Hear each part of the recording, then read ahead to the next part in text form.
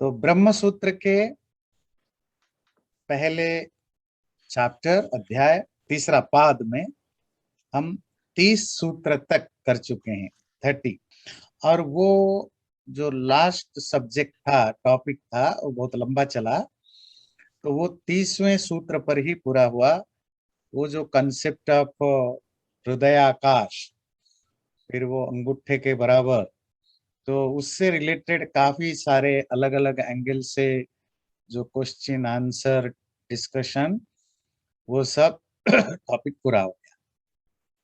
आज जो 31 31 सूत्र से शुरू करेंगे, वो एक नए टॉपिक के साथ शुरू करेंगे। टॉपिक ये है, 1-3-25 में एक सूत्र आया था कि मानवाधिकार, मनुष्याधिकार। हाँ, हृदय अपेक्षया तो मनुष्याधिकार 1-3-25। देखिए आजकल बड़ा शोर शराबा है मानवाधिकार, मनुष्याधिकार, है ना, ह्यूमन राइट, ह्यूमन राइट। तो मोस्टली किसका ह्यूमन राइट है?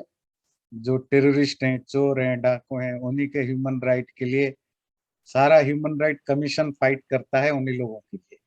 पर वो तो एक हिपोक्रेसी है आजकल के ह्यूमन राइट के नाम पर। खराब लोगों को बचाने का, जो नॉर्मल लोग हैं उनके लिए कोई खड़ा नहीं है। तो ये जो कंसेप्ट ऑफ ह्यूमन राइट, मानवाधिकार ना, तो वो देखिए ब्रह्म सूत्र में सीधा का सीधा शब्द आया, मनुष्याधिकार। शब्द क्या था, कॉन्सेप्ट क्या था? ये जो कहा हृदयाकाश में परमात्मा रहता है, तो क्यों कहा? क्योंकि हृदय में ही मिलेगा। फिर कहा कि क्या ये हृदय पशु पक्षी मनुष्य सब में है? ना, है तो सब में, पर यहाँ जिस कॉन्टेक्स्ट में कहा गया वो पशु पक्षियों के लिए नहीं, वहां मनुष्य के अधिकार के लिए कहा गया। क्योंकि human being has that right to achieve it. बाकी पशुओं में वो अधिकार नहीं है। अधिकार मतलब एबिलिटी, है ना, वो क्षमता उनमें नहीं है कि वो परमात्मा को पा सके। मनुष्य ही उसको पा सकता है। जब पाने की कोशिश करेगा तो हृदय में पाएगा। ये टॉपिक याद रखिए। आज से जो हमारा जो टॉपिक शुरू हो रहा है 31 सूत्र से, उसका बेसिक इस सूत्र में है। शब्द आया मानवाधिकार, तो मतलब जितने सब मनुष्यों का अधिकार है उसमें। पर आपके यहाँ तो ब्राह्मण, क्षत्रिय, वैश्य, शूद्र भी है। तो क्या शूद्रों का भी अधिकार है? सवाल आया। तो सूत्रकार उस बात को क्लियर करने के लिए कि सूत्रकार जब कहता है मनुष्य का अधिकार, उसमें हर मनुष्य का अधिकार है जो डिजर्व करता है। कोई जन्म के कारण या किसी और चीज के कारण कोई डिस्क्रिमिनेशन नहीं। तो जब ऐसा गुरु ने बताया, तो शिष्य का जो प्रश्न है, वो प्रश्न अभी दो सूत्र जो लेंगे, 31 एंड 32, ये शिष्य का क्वेश्चन है, काउंटर क्वेश्चन है गुरु को। मध्वादिशु असंभवात अनधिकारम जैमिनी। जैमिनी वादरायण के शिष्य हैं। वादरायण जो वेदांत सूत्र के ऑथर हैं, उनके जो परम शिष्य हैं उनका नाम है जैमिनी। वादरायण उनको कोट करते हैं पूर्व पक्ष के रूप में, क्वेश्चनर के रूप में। जैमिनी कहते हैं कि अनधिकार सब मनुष्यों का अधिकार नहीं है। क्यों? मध्वादिशु असंभवात, मधु आदियों अन मधु आदियों के इम्पॉसिबिलिटी होने के कारण से। क्या भाव है? ये मधु कौन है? मधुच्छंदा ऋषि हैं। ये शहद वाला मधु नहीं, हनी वाला मधु नहीं। तो मधुच्छंदा एक ऋषि का नाम है। तो वेदों में जो ऋषियों का नाम आता है ना, कभी कभी अगर आप वेद खोलें या गूगल में भी या ऑनलाइन भी वेद आप जाएं, तो आप देखेंगे हर सूक्त के ऊपर या मंत्र के ऊपर तीन चीजें मिलेगा: ऋषि, छंद और देवता। ऋषि मतलब जिस ऋषि ने इस मंत्र को प्रकट किया, मैनिफेस्ट किया। और छंद, जिस मीटर से ये मंत्र बोला गया, बाद में लिखा गया। मीटर समझते हैं ना, जो जो लिटरेरी जो साहित्य में, काव्य में जो एक पर्टिकुलर रिदम के साथ जो लिखा जाता है उसको छंद कहते हैं, मीटर। और देवता मतलब वो देवता नहीं जो आप पढ़ते हैं नहीं, यहाँ देवता का अर्थ है, अगेन कॉन्टेक्स्ट कितना मैटर करता है, सब्जेक्ट मैटर, कि इस मंत्र का सब्जेक्ट क्या है, किस चीज के बारे में बात कर रहा है। गुस्से के बारे में बात कर रहा है, परमात्मा के बारे में बात कर रहा है, बारिश के बारे में बात कर रहा है, सृष्टि के, तो वो सब देवता है। गुस्सा देवता है, परमात्मा देवता है, पेड़ देवता है ना नहीं, विवाह मतलब वेडिंग देवता है, क्योंकि अगर उस मंत्र का टॉपिक वेडिंग है तो वेडिंग उसकी देवता है, अगर आग है तो आग देवता है। तो देवता का मतलब वो जो देवता नहीं जिसको आप पूछते हैं, रेस्पेक्ट करते नहीं, तो वेदों में देवता का मतलब सब्जेक्ट मैटर, वो मंत्र किसके बारे में बात करता है।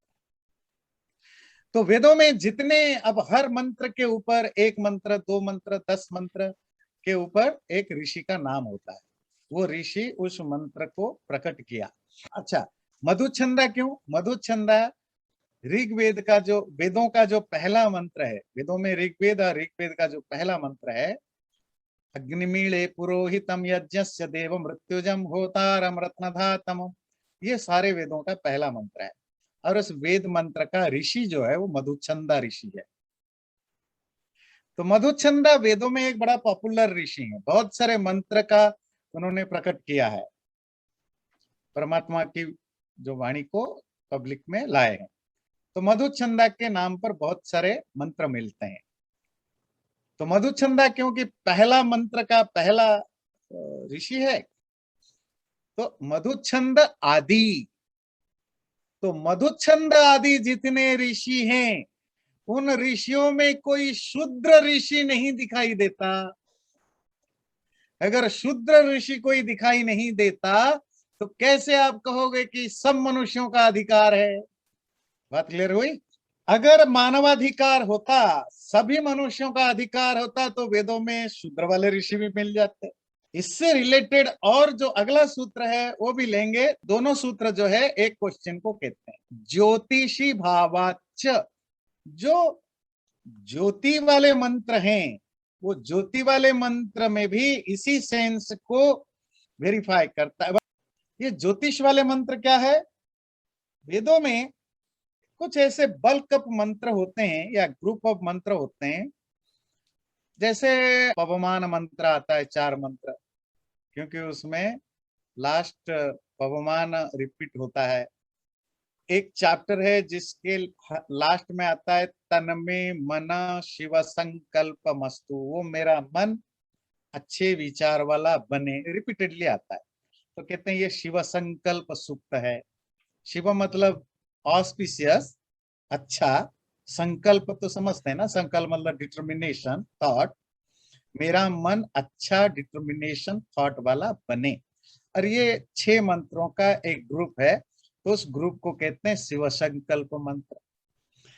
इसी तरह जहां एक टाइप के मंत्र रिपीटेडली आता है, तो जो शब्द रिपीट होता है उसके नाम से वो जो ग्रुप ऑफ मंत्र जाना जाता है।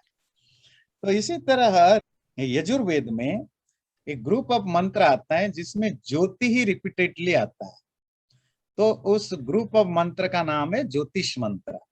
मतलब ज्योतिष उससे कोई लेन देन नहीं है जो एस्ट्रोलॉजी से, ज्योति ही मतलब लाइट, ज्योति ही मतलब ब्रिलियंस, जो स्टार्स हैं, जो सन है, जो तारे हैं, नक्षत्र हैं, ये सब ज्योति ही कहलाते हैं। आपका दिया जलता है वो भी ज्योति है। और उस जो ज्योति वाले ग्रुप ऑफ मंत्र में एक मंत्र आता है यस्मान्न जाता परो अन्यो अस्ति य आविवेश भुवनानि विश्वा, जिससे परे कोई नहीं है, जिससे कोई पैदा नहीं हुआ है, जो किसी से पैदा नहीं हुआ है, जो सारे संसार में समाया हुआ है, ऐसी जो प्रजापति परमात्मा प्रजया समराण, प्रजा मनुष्यों के साथ यूनियन करके त्रीणी ज्योतिषी सचते, 3 ज्योतियों के साथ ज्योतियों का को सर्व किया। लोग कहते हैं ये जो 3 ज्योति है, ये ज्योति एक्चुअली जो त्रिवर्ण है, 4 वर्णों में से जो 3 वर्ण, वो 3 वर्णों की बात करता है, 3 ज्योति।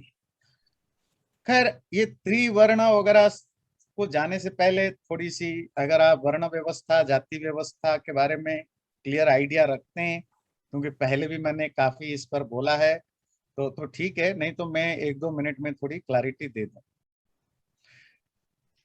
यहाँ जो बात हो रही है वो जाति की बात नहीं हो रही, कास्ट की बात नहीं हो रही, क्योंकि कास्ट में कोई शूद्र नहीं, ब्राह्मण नहीं, क्षत्रिय नहीं, वैश्य नहीं।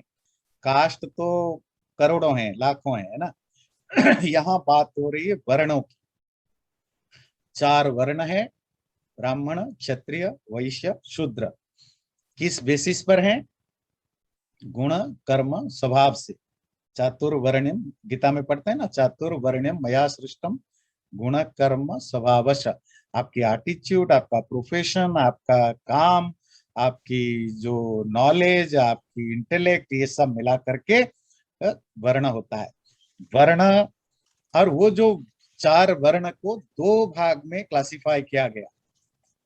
एक को कहा गया द्विज, एक को कहा गया शूद्र।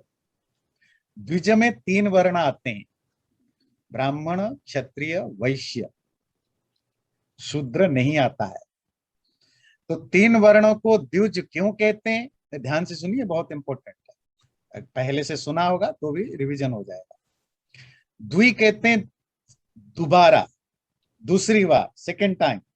ज कहते हैं जन्म। जिन जिनका दोबारा जन्म हुआ वो सब द्विज कहलाते। और जिनका दोबारा जन्म हुआ वो 3 तरह से क्लासिफाइड हो जाएंगे, ब्राह्मण, क्षत्रिय, वैश्य। और जिसका दोबारा जन्म नहीं हुआ वो शूद्र कहलाएगा। दोबारा जन्म कैसे होता है? तो दुनिया में 2-3 चीजें ऐसी होती हैं जो दोबारा पैदा होते हैं। एक तो जो अंडे से पैदा होते हैं, बर्ड्स हैं, स्नेक्स हैं, रेप्टाइल्स हैं, बहुत सारे इंसेक्ट्स हैं जो अंडे से पैदा होते हैं। पहले माँ के पेट से अंडा पैदा होता है, फिर कुछ दिनों के बाद अंडा फूटता है, तो 2 बार जन्म हुआ ना। इसलिए बर्ड्स को भी द्विज कहते हैं। दूसरा द्विज कहते हैं दांत को, आपकी टीथ को। क्यों? समझ गए क्यों कहते हैं? क्योंकि जब पैदा होने के बाद दांत आता है, फिर कुछ दिनों के बाद, साल के बाद वो दांत गिर जाते हैं, नए दांत आता है, तो दांतों का दोबारा जन्म होता है। दांतों को द्विज कहते हैं। दूसरा, मनुष्य में उनको द्विज कहा जाता था जिनका उपनयन संस्कार होता था। ये कुछ चीजें क्लैरिटी होगी तो सूत्र समझने में आसानी होगी। उपनयन संस्कार क्या है? ये जो धागा डालते हैं, जनेऊ संस्कार, जनेऊ पहनना, अंग्रेजी में इनिशिएशन कह सकते हैं। ये जनेऊ, उपनयन संस्कार कब होता था? जब बच्चा, चाइल्ड, पढ़ाई के लिए जाता था। तो पढ़ाई से पहले जो उसकी इनिशिएशन होता था, उस सेरेमनी का नाम है उपनयन संस्कार। उसको आप ऐसा समझिए जैसे आजकल बच्चा स्कूल में एडमिशन लेता है पहली बार, तो जब आप स्कूल जाते हैं, फॉर्म वगैरह भरते हैं, एडमिशन होता है, एडमिशन के बाद आपको बुलाया जाता है आपके बच्चे को एक ओरिएंटेशन के लिए। या कॉलेज में भी जाते हैं बच्चे, तो 1 दिन 2 दिन का ओरिएंटेशन होता है। वो ओरिएंटेशन जिससे कि आप प्रॉपर्ली इनिशिएटेड हो जाओ पढ़ाई लिखाई के प्रति, उस इंस्टीट्यूशन के प्रति आप अपने आप को मेंटली, फिजिकली तैयार करो। तो प्राचीन काल में उसको उपनयन संस्कार कहा जाता था, जब आप जनेऊ धारण करते थे। तो मां के पेट से जो पैदा हुआ वो पहला जन्म है।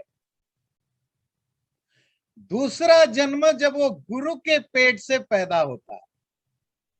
गुरु के पेट से कैसे पैदा हो गया? मतलब गुरु का पेट मतलब गुरु का गुरुकुल, एजुकेशनल इंस्टीट्यूशन। वो स्कूल, कॉलेज, आजकल तो स्कूल अलग, कॉलेज अलग, यूनिवर्सिटीज अलग है ना। तो पहले तो एक ही होता था, आप पहली बार फर्स्ट ग्रेड में एडमिशन लिया, जब तक आपकी मास्टर्स, बैचलर्स, 12 जहां तक आपको पढ़ना है, आपको 12 तक पढ़ना है या आपको बैचलर तक पढ़ना है या मास्टर्स तक पढ़ना है या पीएचडी तक पढ़ना है या डीलिट तक पढ़ना है, जहां तक पढ़ना है वहीं तक आप रुकेंगे और कहीं नहीं जाना है। अब 14 साल, 20 साल, जितने 25 साल, 18 साल, 12 साल, जितने भी पढ़ना है वही पढ़ना है। जब आप गुरुकुल से पढ़ाई करके निकलते थे, गुरुकुल क्या है? गुरु का घर है। तो आप वैसा नहीं थे जैसे मां के पेट से निकले हैं, आप बिल्कुल चेंज्ड है ना। अब आप एजुकेटेड हैं, स्किल्ड हैं। तो ये जो आपका फॉर्म है, पर्सनालिटी है, ये पर्सनालिटी मां के पेट से पैदा होते समय नहीं था। ये कब बना? जब गुरु के पेट से आप निकले तब बना। तो this is your second birth, ये तुम्हारा दूसरा जन्म है। आज की भाषा में कहें, जब आप एजुकेटेड हो जाते हैं, दैट्स योर सेकंड बर्थ। तो जिसने एजुकेशन ले लिया, वो उन सबका नाम क्या हुआ? द्विज। द्विज। और द्विज जब आप वो इनिशिएशन से आपकी छंट जाता है, तो जो बच्चा पढ़ाई नहीं कर पाया, मतलब इनिशिएशन के थ्रू ही जाते थे ना, मतलब उपनयन संस्कार के थ्रू, मतलब उसने एडमिशन लिया ही नहीं, या एडमिशन लिया ज्यादा, जितना मेहनत करो पढ़ नहीं पाया क्योंकि उसमें वो एबिलिटी नहीं है, तो वो सब शूद्र कहलाते थे। तो शूद्र मतलब अनएजुकेटेड, इलिटरेट पर्सन। कोशिश करके भी नहीं होता, वो तो हर काल में होता है, आज भी होता है। कितने बच्चे ड्रॉप आउट करते हैं, ठीक से नहीं पढ़ पाते हैं कोशिश करने के बाद। और जो पढ़ाई में रह गए, उनकी जो नेचर, एटीट्यूड, जो उनकी प्रोफेशन की ओर झुकाव, ओवरऑल जो उनकी पर्सनालिटी, बिहेवियर, उन सबके बेस पर फिर उनका वर्ण निश्चित होता था। वो कोई तीन में से किसी एक वर्ण में जाते थे। कोई ब्राह्मण बनता था जो इंटेलेक्चुअल बनता था और सात्विक प्रवृत्ति का होता था, वो ब्राह्मण कहलाता था। जो राजसिक प्रवृत्ति का होता, राजसिक प्रवृत्ति समझते हैं ना, जिसके अंदर राजसिक प्रवृत्ति ज्यादा होती थी और पावर, जिसमें पावर पाने की इच्छा होती थी, रूल करने के लिए ना, फाइटिंग करना, फिजिकल फिटनेस रहना, इन सब चीजों में जिसका इंटरेस्ट होता था, आगे जाकर के उस तरह के चीजों को वो फॉलो अप करना चाहता था, तो वो क्षत्रिय बनता था। और जो जिसका ज्यादा झुका पैसा कमाना, इन्वेस्ट करना, व्यापार करना, और उस समय की जो भी पैसा कमाने के साधन होते थे, उसको वो ज्यादा प्रिफर करता था, वो वैश्य कहलाता था। तो जब बच्चा गुरुकुल से निकलता था, इन जनरल उसका नाम क्या है? द्विज। आज की भाषा में कहेंगे, जो भी कॉलेज से निकलता है उसको क्या कहते हैं? ग्रेजुएट। तो ग्रेजुएट का जो प्राचीन शब्द था वो था द्विज। पर ग्रेजुएट कोई इंजीनियरिंग में है, कोई मेडिकल साइंस में है, कोई पॉलिटिकल साइंस में है, कोई लैंग्वेज में है ना, अलग अलग फील्ड में ग्रेजुएट हुए। तो उन ग्रेजुएशन को भी उस समय तीन भाग में बांट दिया। Graduation, business study, marketing, MBA, ये सब चला गया भाई वैश्य, कॉमर्स, ये सब वैश्य में चला गया। और जो पावर, पॉलिटिक्स,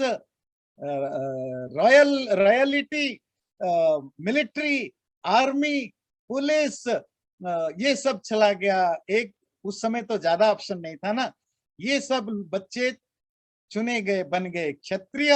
और जो इंटेलेक्चुअली किसी भी फील्ड में जिसका प्रोफेशन पढ़ना, पढ़ाना, लिखना, लिखाना, बोलना, सिखाना, है ना, जो बेसिकली एजुकेशनल इंटेलेक्चुअल फील्ड में रहा, वो कहलाएगा वो ब्राह्मण। फिर उनकी नेचर में जिसमें सत्वगुण की अधिकता हुई, वो ब्राह्मण। जिसमें रजोगुण की अधिकता हुई, वो वो क्षत्रिय जिसमें सत्व रज दोनों का मिक्स हुआ वो हुआ वैश्य। तो इस तरह ब्राह्मण क्षत्रिय वैश्य का अगर कोई सिंगल वर्ड है वो क्या है? द्विज। ध्यान रखिए, द्विज। और द्विज तो बड़ा छोटा सा वर्ड है और ट्रेडिशनल वर्ड है, क्योंकि आजकल लोग द्विज नहीं समझ पाते हैं। तो उसके लिए एक सिनोनिमस अगर कोई बनाया जाए तो उसको कहते हैं त्रैवर्णिक। That means a person who belongs to any of the three varnas. एक व्यक्ति जो तीनों में से किसी एक वर्ण को बिलोंग करता है। त्रैवर्णिक, त्रिवर्ण वाला, तीनों में से किसी एक वर्ण को वर्ण करने वाला, ब्राह्मण क्षत्रिय वैश्य। शूद्र पहले से ही अलग हो गया। कब अलग हो गया? क्योंकि वो पढ़ाई लिखाई नहीं, तो अलग से ऑलरेडी अलग हो गया, वो द्विज नहीं है। तो अब आते हैं सूत्र पर।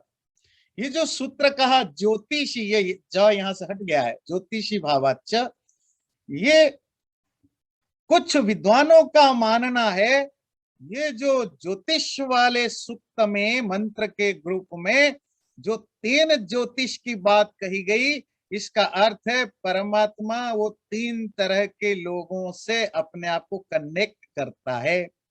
3 तरह के लोग द्विजों से। द्विज क्लियर है ना?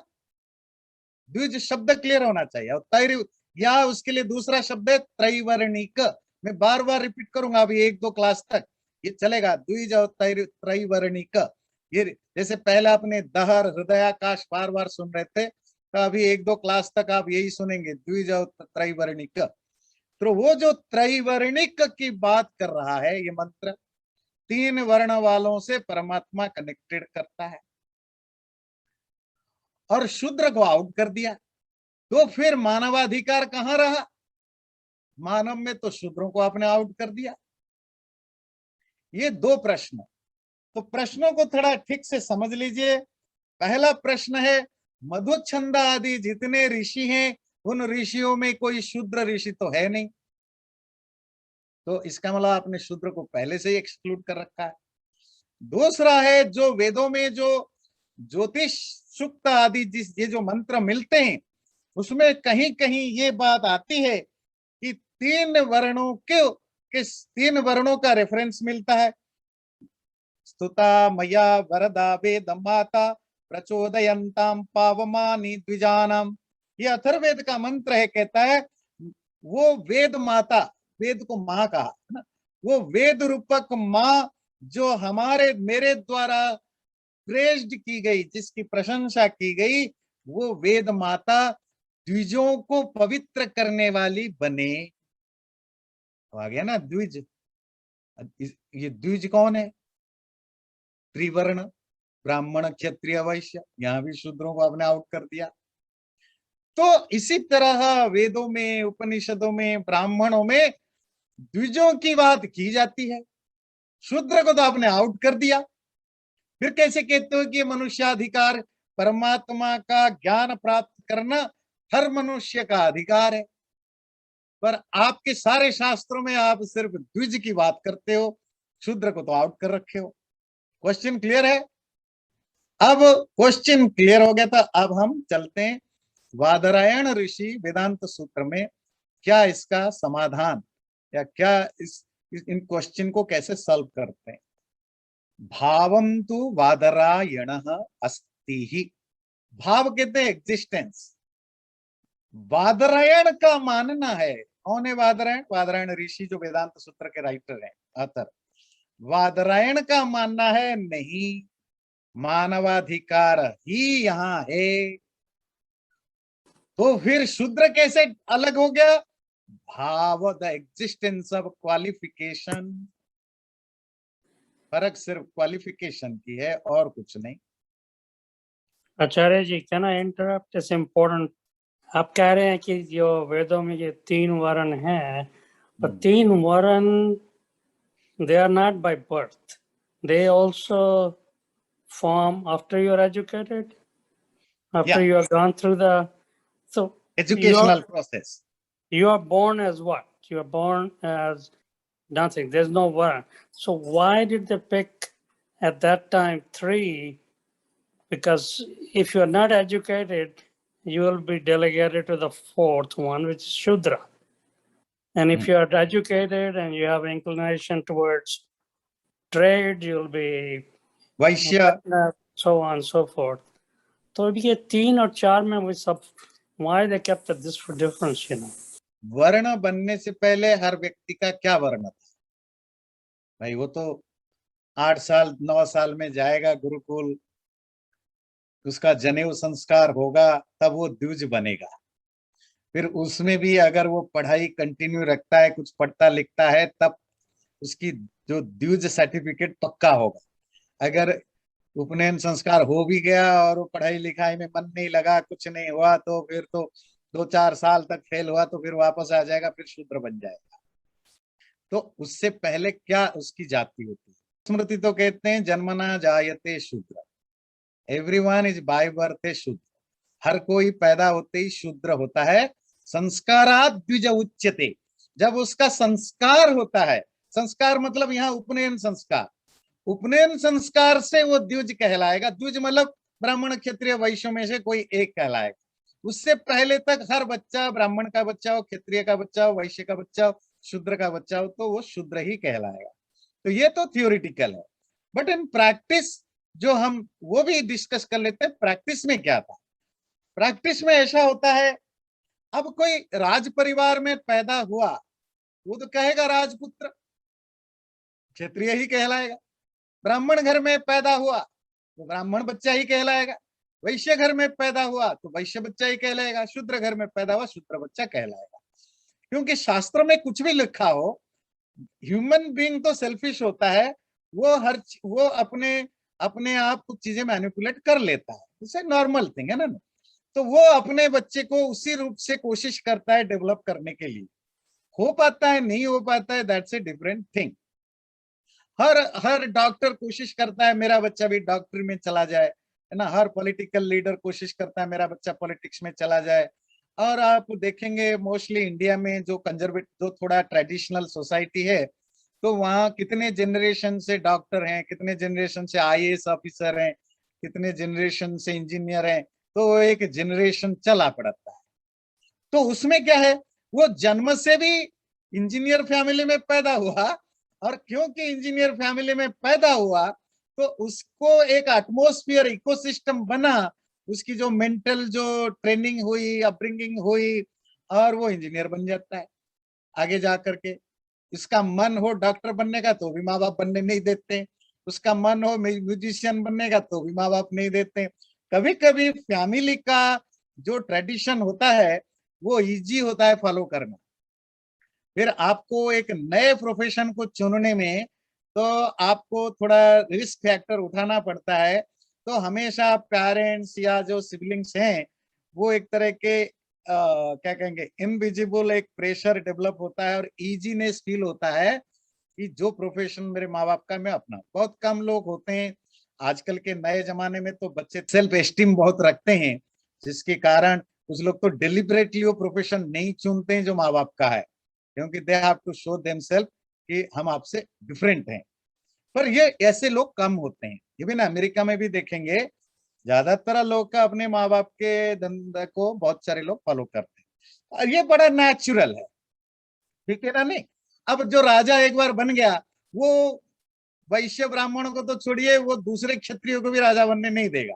वो किसको राजा बनाएगा? अपने ही बेटे को बनाएगा। तो इट्स ए ह्यूमन नेचर। तो थ्योरी में कुछ हो तो उनके बच्चे उसी वर्ण के माने जाते थे जब तक वो पढ़ाई लिखाई में नहीं आते थे। नंबर 2, जब आप इलिटरेट होते हैं ना, अनपढ़ होते हैं, तो आपके साथ एक डिसएडवांटेज बाय बर्थ भी आ जाता है। क्यों? क्योंकि आपके माता पिता, आपका फैमिली में कोई पढ़ा लिखा नहीं, तो आपको पढ़ा लिखा बनने के लिए बहुत बाकी 3 वर्णों से ज्यादा मेहनत करना पड़ता है।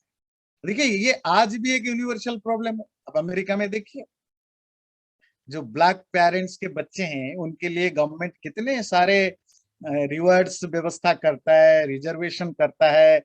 इनविजिबल रिजर्वेशन अमेरिका में भी बहुत है, हर यूनिवर्सिटीज में है है ना नहीं। तो जो एशियन बच्चे हैं उनको वो हटा देते हैं क्योंकि उनको लगता है ये तो बहुत टैलेंटेड है, वो सारा कब्जा कर बैठते हैं। फिर वो एक उनका हिडन ये रहता है कि ज्यादा से ज्यादा अंडर प्रिविलेज जो ब्लैक्स और लैटिनो या स्पेनिश हैं उनको, वो जैसे इंडिया में रिजर्वेशन है, यहाँ एक हिडन रिजर्वेशन है तो उनको दिया जाए। उसमें गोरों का तो कम काटते हैं, ज्यादा एशियन बच्चों का काट देते हैं सीट्स, है ना, एडमिशन वगैरह में। सो मैं क्या कहना चाहता हूं, यहां भी वो प्रॉब्लम है क्योंकि जिसके पेरेंट्स पढ़े लिखे नहीं है उसके बच्चे के लिए एक नेचुरल डिसएडवांटेज होता है आगे बढ़ने के लिए। तो गवर्नमेंट सोसाइटी प्रमोट करता है कि इस बच्चे को कुछ एक्स्ट्रा प्रिविलेज दिया जाए जिससे कि वो बाकियों के बराबर आ जाए। यहाँ भी स्कूल, मैं अमेरिका की बात करता हूँ, इंडिया छोड़िए, यहाँ भी स्कूल कॉलेज यूनिवर्सिटीज में पूछा जाता है आपके माँ बाप ने कितनी तक पढ़ाई की है, वो उससे जानने की कोशिश करते हैं। अगर आप फर्स्ट आप अपनी फैमिली में पहली बार कॉलेज जा रहे हो तो आपको स्कॉलरशिप एक्स्ट्रा मिलता है, आपको फंड एक्स्ट्रा मिलता है, आपके बहुत सारे आपको छूट मिलता है। ये क्यों होता है? इसका मतलब है एक जो नेचुरल फेनोमेना को हमें एक्सेप्ट करना पड़ेगा। जिस फैमिली में पढ़े लिखे लोग नहीं होते हैं उस बच्चे को हमेशा डिसएडवांटेज होता है एजुकेशनल फील्ड में या किसी भी फील्ड में आगे बढ़ने के लिए। अगर 4-5 पीढ़ी तक ऐसा हो गया तो फिर अपने आप उस फैमिली में दोबारा कोई एजुकेटेड पैदा होना सैकड़ों साल लग जाता है, क्योंकि सोशियली आप ऑलरेडी आप उसी तरह के आपको लोग जज करने लगते हैं और आपके अंदर वो एबिलिटी, वो जो कॉन्फिडेंस भी लो होता है। जो पढ़े लिखे घरों में पैदा होने वाला बच्चा, प्रिविलेज फैमिली में पैदा होने वाला बच्चा, बाय डिफॉल्ट उसकी फैमिली बैकग्राउंड के कारण वो हमेशा आपसे 50% 70% अहेड रहता है। इट्स ए फैक्ट, ठीक है। वो अमेरिका में भी होता है, यूरोप में भी होता है, इंडिया में भी होता है, सब जगह होता है। तो प्राचीन काल में सेम, क्योंकि ह्यूमन नेचर है। जो ब्राह्मण घर के जो पैदा होगा उसके एटमोस्फियर होगा, उसका पिता ब्राह्मण मतलब ज्ञानी विद्वान है, उसका भाई विद्वान है, उसका चाचा विद्वान है, उसकी, है ना, तो वो एक तरह के वो जो फैमिली ट्रेडिशन के कारण उसको प्रिविलेज मिलता था। शूद्रों को जो एक बार अनपढ़ बन गया पता नहीं कितने पीढ़ी तक अनपढ़ बना रहेगा, फिर आपके अंदर वो एक्स्ट्रा टैलेंट हो तब जाकर आप बन सकते। सो दैट्स हाउ जाति प्रथा बाद में पैदा हुआ। शास्त्र में कुछ भी लिखा हो, शास्त्र में कुछ भी लिखा हो, मनुष्य क्योंकि बाय नेचर मैनिपुलेटेड होता है, मैनिपुलेटिंग होता है, तो वो सिस्टम को मैनिपुलेट कर गया। तो अब प्रश्न है कि शास्त्र में तो लिखा है हर कोई पैदा होते ही शूद्र होता है, पर जनरली नॉर्मली सोसाइटी में जो बच्चा जहां पैदा हुआ वो इकोसिस्टम उसको हेल्प करता है उसी तरह के वर्ण को फॉलो करने के लिए। कुछ रेयरली होता है, जैसे गौतम बुद्ध क्षत्रिय बना पर अपने वैराग्य के कारण ब्राह्मण बन गया। इसी तरह उपनिषद वेद वगैरह में हम पढ़ेंगे अभी 2-3 क्लास में कि अलग अलग वर्ण में पैदा होने पर भी कोई क्षत्रिय में पैदा होकर ब्राह्मण बन गया, ब्राह्मण में पैदा होकर के वैश्य बन गया, शूद्र में पैदा होकर के ब्राह्मण बना, ब्राह्मण बन के शूद्र बना। तो पर ऐसे कम लोग होते हैं। पॉइंट ये नहीं है कि कितने लोग शूद्र से ब्राह्मण को अपलिफ्ट हुआ, कितने लोग ब्राह्मणों से शूद्र को डिग्रेड हुआ, पॉइंट ये नहीं है। पॉइंट ये है कि आपकी सोसाइटी में उनके लिए अपॉर्चुनिटी है या नहीं है। Do they deserve, do they get the same opportunity और नॉट। अगर अपॉर्चुनिटी सेम है तो फिर प्रॉब्लम सॉल्व, बाकी वो अलग चीज है। यहां वेदांत में भी वही प्रश्न उठ रहा है, क्या सबके लिए अधिकार है या नहीं है। 3 वर्ण क्यों मेंशन किए गए हैं, 4 क्यों नहीं किए गए? क्योंकि वर्ण का जो है designation, that whenever that happens, right way or wrong way, it happens in all 4. A person is designated as Brahman or is designated as Shudra. It happens at one time or sometime, Okay, so 3 क्यों mention हुए, 4 क्यों नहीं हुए? अच्छा अच्छा, हाँ, नहीं ऐसा नहीं है कि हर जगह 3 ही मेंशन हुआ है।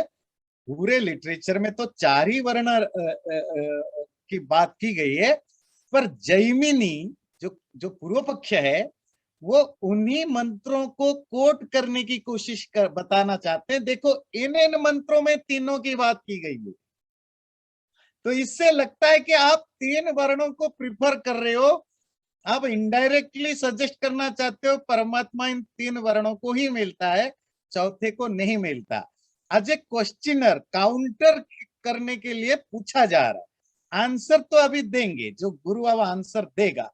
तो पर ऐसा नहीं कि सब जगह 3 वर्ण है, 4 वर्ण सब जगह है।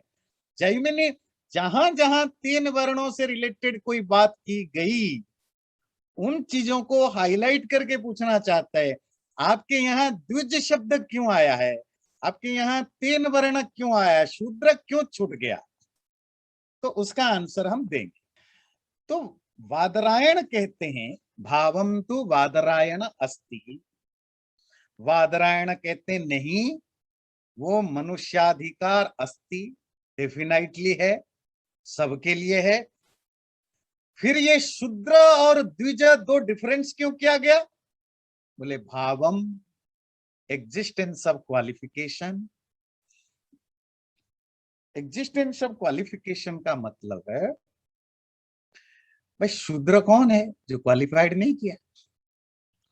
ऋषि, ऐसा देखिए, शूद्र ऋषि, क्या ये दोनों शब्द एक साथ यूज हो सकते हैं? जरा सोचिए। मैं इसको ऐसे बताऊं, इलिटरेट साइंटिस्ट, मैं आपको दूसरे ढंग से बताऊं, अनएजुकेटेड स्कॉलर, ऐसा होता है, हो सकता है? नहीं। जब आप शूद्र हो तो ऋषि बन नहीं सकते हो ना, ऋषि बनने के लिए द्विज बनना पड़ता है।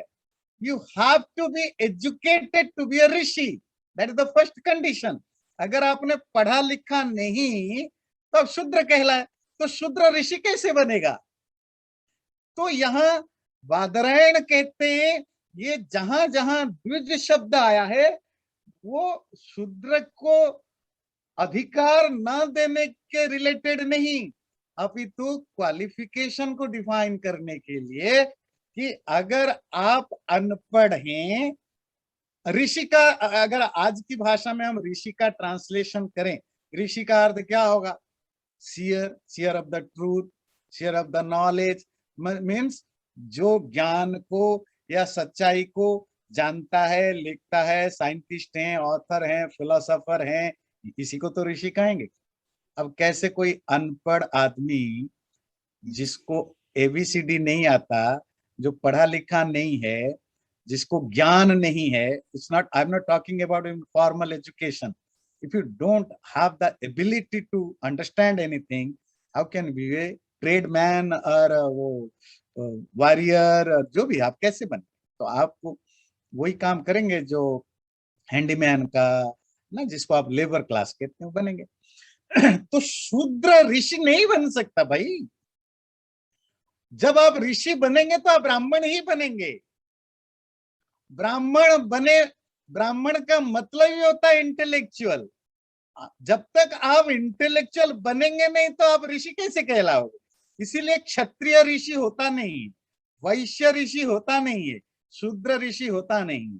हाँ, आप शूद्र थे, जैसे ही आपका ज्ञान बढ़ा तो आप ऋषि बन गए, जैसे ही ऋषि बन गए तो आपका शूद्रत्व तो छूट गया ना, आप तो ब्राह्मण बन गए। जैसे ही आप राजा बन गए तो आप क्षत्रिय बन गए, आपका शूद्रत्व तो छूट गया ना। अब ये थोड़े है कि शूद्र राजा, ऐसे नहीं हो सकता भाई। जब राजा बन, शूद्र जब राजा बन गया तो क्षत्रिय कहलाएगा, फिर शूद्र नहीं कहलाएगा। शूद्र जब ट्रेड्समैन बन गया, बिजनेसमैन बन गया तो वैश्य कहलाएगा ना, फिर शूद्र नहीं कहलाएगा। शूद्र तो वही है जो जो जे क्वालिफाई नहीं कर पाया। इसीलिए यहां इन जनरल डिस्क्रिमिनेशन नहीं है, ये सिर्फ क्वालिफिकेशन की बात है।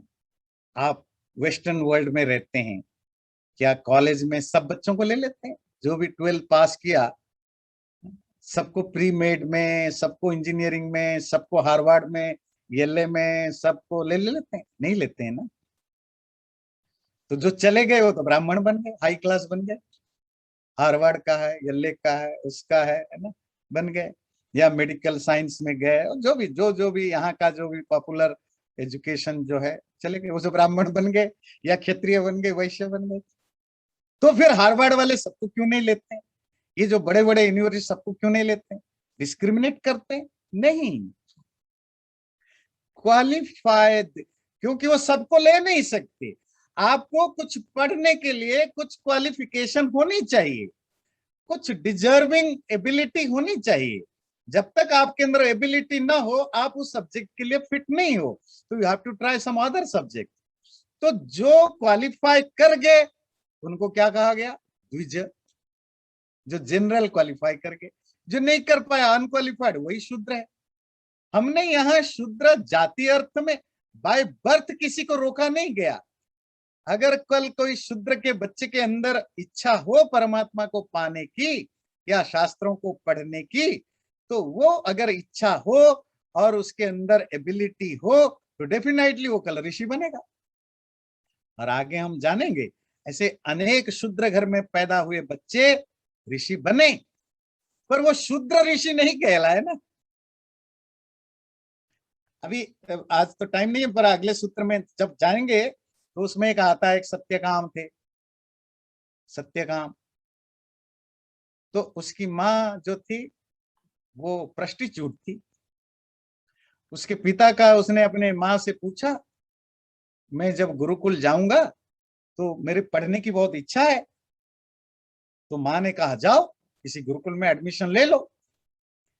तो बोले जब गुरुकुल जाऊंगा तो गुरु पूछते, मैं 2-3 बार गया तो गुरु पहला प्रश्न पूछते, माँ बाप का नाम बताओ। अब मेरे पापा का नाम मुझे पता नहीं है, पापा का नाम बताओ। तो माँ ने बोला देखो, तुम्हारे पापा का नाम तो मुझे पता नहीं, क्योंकि मैं बहुतों के घर गए, बहुत पुरुषों की सेवा मैंने की है। अब मुझे पता नहीं तुम किसका बच्चा हो, तो फिर मैं क्या करूं? तो उनकी माँ का नाम जावाला था। तो जावाला ने कहा जाओ अपने गुरु को बताना कि मेरी माँ ने कहा मेरे पिता के बारे में वो नहीं जानती, मेरे माँ ऐसा ऐसा काम करती थी, तो मुझे नहीं पता मेरा पिता कौन है। मेरा नाम सत्यकाम है, मुझे आप अपनी माँ जावाला से जाने, जावाला सत्यकाम, मेरे पिता का कोई पता नहीं। तो गुरु को उन्होंने बताया आज इट इज।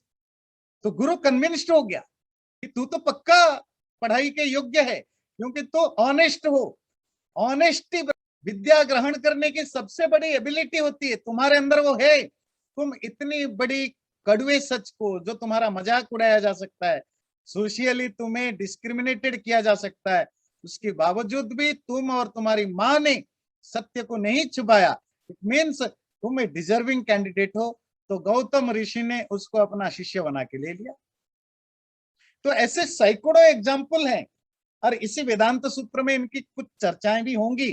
पर सत्यकाम को कोई शूद्र ऋषि थोड़े कहेगा। जब आप ऋषि बन गए, तब ना आप वैश्य रहे, ना क्षत्रिय रहे, ना आप शूद्र रहे, तब तो बिना ब्राह्मण का मतलब होता है एजुकेटेड। नेक्स्ट सूत्र को जाने से पहले बादरायण की सूत्र की बात जो कर रहे थे कि क्वालिफिकेशन के कारण किया गया, इन जनरल सबको अधिकार है। और इसका प्रमाण क्या है? यजुर्वेद का एक प्रसिद्ध मंत्र है, यथेमां वाचम कल्याणी मावदानी जनेभ्य। अभी वो पूछ रहे थे ना भद्रा जी की 4 वर्णों का नाम क्यों नहीं ले रहे? देखिए 4 वर्ण का नाम आ रहा है, यथेमां वाचम कल्याणी आवदानी जनेभ्य ब्रह्मराजन्याभ्याम शूद्राभ्या शूद्राय च आर्याय च स्वाय चारणाय च। यहाँ तो 5 वर्णों का नाम दिया। ये जो पवित्र करने वाली कल्याणी वेद माता, वेद समझ रहे हैं ना, वेद, ये परमात्मा ने सब 5 वर्णों के लिए दिया। ब्राह्मण ब्रह्म, राजन्य कहते हैं क्षत्रिय, शूद्र कहते हैं शूद्र, आर्य कहते हैं वैश्य, और चारण कहते हैं, ये जो मैंने आपको एक बार बताया था ना, एक्चुअली 5 तरह से क्लासिफाइड होता है। 4 जो जो सिविल सोसाइटी का 4 वर्ण है, जो अनसिविल सोसाइटी मतलब जो ट्राइबल्स होते हैं, जंगल में रहते हैं, पहाड़ों में रहते हैं, या जो इस तरह के लोग होते हैं जो किसी भी तरह के मेन स्ट्रीम में नहीं होते हैं, उनको 5वां वर्ण कहा गया। 5वां वर्ण तो नहीं, पांचवा कहा गया। तो कहते ये यजुर्वेद का मंत्र कहता है, और नाम लेकर के ये 5 मनुष्यों के लिए ये पवित्र वेदवाणी परमात्मा ने दी, तो 5 वर्णों का नाम आया यहाँ। इसी तरह अथर्ववेद में आता है, प्रियम सर्वस्य पश्यत उत शूद्रे उत अर्ये। वो परमात्मा सबका प्रिय होना चाहता है, ब्राह्मण का भी, क्षत्रिय का भी, वैश्य का भी। यहाँ कोट है, उत शूद्रे, शूद्र का भी प्रिय बनना चाहता है, आर्य वैश्य का भी प्रिय बनना चाहता है। तो अलग अलग वेदों मंत्रों में आता है, पर जब कोई काउंटर करता है ना, वो वही अब मीडिया में जो आर्गुमेंट होता है, कैसे होता है। नेताजी ने 1 घंटे तक बढ़िया भाषण दिया, और एक जगह कुछ कंट्रोवर्शियल है, बस उसी को उठाएंगे, उसी को 10 बार दिखाएंगे, 10-50 बार ट्वीट करेंगे, पर क्वेश्चन तो उठ सकता है। तो बादरायण उन क्वेश्चन को कल कोई मीडिया वाला ना उठाए, उससे पहले खुद ही उस क्वेश्चन को उठा करके उसको सॉल्व कर देते। कल कोई दूसरा लेफ्टिस्ट या कोई ऐसा व्यक्ति आकर के दावा ना कर बैठे, देखो आपके यहाँ तो ऐसा लिखा हुआ है, देखो लिखा है द्विज लिखा है, ये देखो 3 वर्ण लिखा है, तो आपने तो शूद्र को आउट कर दिया। तो बेटर है कि पहले से ही हम क्लैरिफाई कर दे कि यहाँ शूद्र शब्द क्यों नहीं है और दूसरे जगह शूद्र शब्द क्यों है। तो इसीलिए वेद तो सबको परमात्मा की वाणी के बारे में बात करता है। जहां जहां द्विज शब्द आया है वो क्वालिफिकेशन के बेस पर आया है। चैनल को सब्सक्राइब जरूर करें और वीडियो अच्छा लगे लाइक भी जरूर करें।